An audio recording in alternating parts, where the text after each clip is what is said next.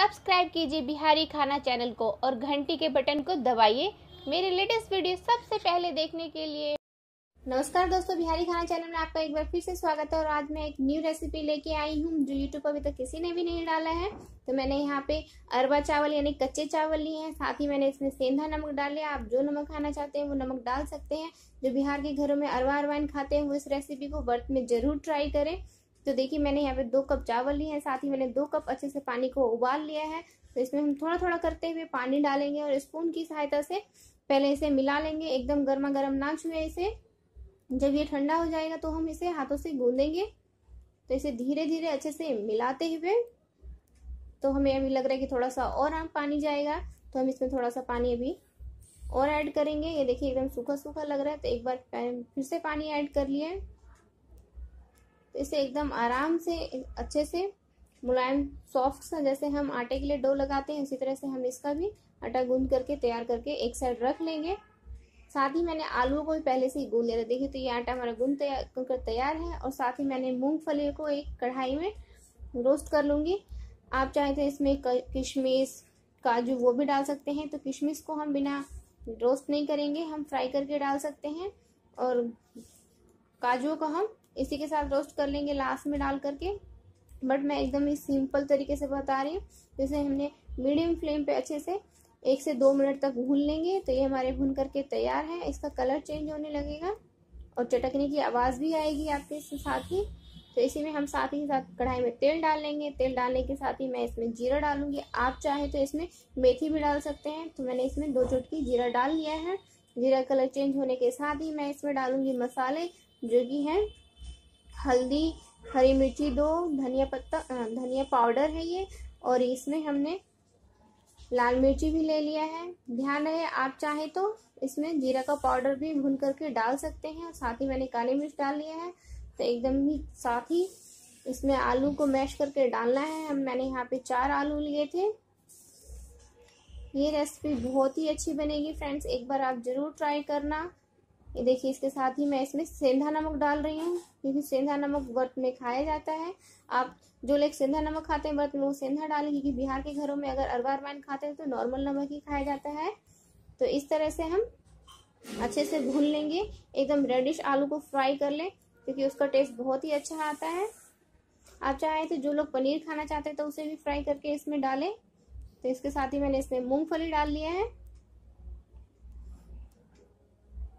और इसके साथ ही मैंने अब धनिया पत्ता भी इसमें डाल दिया है। इसे अच्छे से भून लिया है। और इसके साथ ही मैं एक व्रत की चटनी भी बना करके तैयार कर लूंगी। तो यहाँ पे मैंने धनिया पत्ता, 2 हरी मिर्ची, सेंधा नमक और ये जीरा डाल लिया है। और इसमें हम इसमें हम दही भी डालेंगे। तो दही हम लास्ट में डालेंगे। सबसे पहले धनिया पत्ता और हरी मिर्ची को पहले पीस लेंगे, उसके बाद हम इसमें दही डालेंगे। ये चटनी भी बहुत ही अच्छी जाती है इन रेसिपीज के साथ। तो ये देखिए मैंने एक बार पीस लिया है। तो इसके साथ ही अब दही डाल लेंगे। अगर आपको लगे कि इसमें पानी कम है तो थोड़ा सा पहले ही पानी ऐड कर ले। देखो हमारी चटनी बन करके तैयार है। और साथ ही हमारे मसाले भी अच्छे से आलू के तैयार हो चुके। तो इसे मैं एक प्लेट में निकाल लूंगी और इसे ठंडा होने देंगे। और इसमें साथ ही हम कढ़ाई में पानी डाल लेंगे। आप चाहे तो स्टीमर में भी बना सकते हैं, स्टीम करके, पर ये गांव में इसी तरह से बनाया जाता है। तो मैं एकदम ट्रेडिशनली तरीके से आपको बता रही हूँ। तो ये देखिए आटे को एक बार अच्छे से हम फिर से मिला लेंगे, ताकि आटा एकदम सॉफ्ट हो जाए। और इसी तरह से हम कुट्टू के आटे को भी अच्छे से गर्म पानी को उबाल करके धीरे धीरे पानी डालते हुए गूंद लेंगे। और ये देखिए एक लोई मैंने बना करके तैयार कर ली है। और इसे हम सूखा आटा डालते हुए बेल लेंगे रोटी की शेप में। ये सूखा मैंने आटा इसमें डाल लिया था चावलों का ही। एकदम हल्के हाथों से इसे बेल करके तैयार करें। पानी में हमें अच्छे से उबाल चाहिए, क्योंकि मैं रोटी बेल रही थी इसलिए मैंने पहले थोड़ा सा मीडियम कर दिया है फ्लेम को। जब हमारी रोटी मिल जाएगी तो हम इसे हाई कर लेंगे फ्लेम को। तो ये देखिए हमारी एक रोटी अच्छे से बन करके तैयार है। तो इसे हम बीच से कट कर लेंगे और साथ ही गैस का फ्लेम हाई कर लें। तो इसके साथ ही हम फ्रेंड्स देखिए तो मैं क्या बनाने जा रही हूँ, इसके समोसे। तो इस तरह से आप इसे बंद कर लें। ध्यान रहे इसे सावधानी से बंद करें, कहीं से भी टूटे हुए ना रहें, क्योंकि टूटे रहेंगे तो इसके अंदर पानी जाने का चांस रहता है। तो इसलिए ये तो आप इस तरह से बनाइए, तो स्टीम करके भी स्टीमर में बना सकते हैं। और ध्यान है कि अगर आपको लगे कि नहीं चिपक रहे तो हल्का हल्का पानी लगा करके भी इसे अच्छे से सील करना है, ताकि हमारे समोसे के अंदर पानी ना जाए। साथ ही हम इसमें आलू का मसाला डाल लेंगे और अच्छे से इसे बंद कर ले समोसों को, बहुत ही हल्के हाथों से एकदम। तो फ्रेंड्स, ये रहे हमारे चावलों के समोसे। इसी तरह से हम सारे बना करके तैयार कर लेंगे।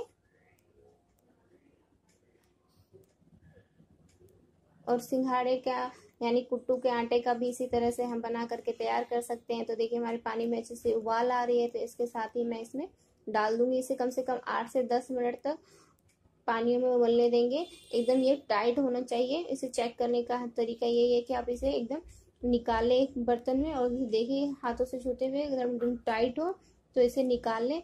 ये हम जब भी खाएंगे तब तो अच्छा लगता ही है, बट इसे हम ठंडा करके खाएंगे 1-2 घंटे के बाद तो इसका टेस्ट और भी अच्छा आता है। तो आप इस रेसिपी को एक बार जरूर ट्राई करना फ्रेंड। तो ये 8 से 10 मिनट होने के बाद मैं इसे निकाल लूंगी। तो देखिए एकदम टाइट सा हो चुका है, ये देखने में भी लग रहा है। तो इसे हम एक एक करके निकाल लेंगे। साथ ही मैंने ये कुट्टू के आटे का भी बनाया है। अगर आप कुट्टू के आटे का चाहे स्टीम करके बना लें, मैं यहाँ पर फ्राई करके बता रही हूँ। ध्यान रहेगा ये भी ना चिपके तो हल्का हल्का पानी लगा लें। बट ये मैंने अच्छे से गूंदा हुआ है आटा, तो इसमें ये चिपक गया है, ये देखिए इस तरह से। तो इसमें भी हम मसाला डाल लेंगे। मसाला को डालने के साथ ही इसे अच्छे से इस तरह से पैक करके इस तरह से बंद कर ले पूरे समोसों को अच्छे से। और इसे हम मीडियम फ्लेम पे फ्राई करेंगे। अगर हम हाई फ्लेम पे फ्राई करेंगे तो ये समोसे हमारे एकदम ऊपर से क्रिस्पी हो जाएंगे और अंदर से एकदम कच्चा ही रहेगा। तो इस रेसिपी को एक बार जरूर ट्राई करें। देखिए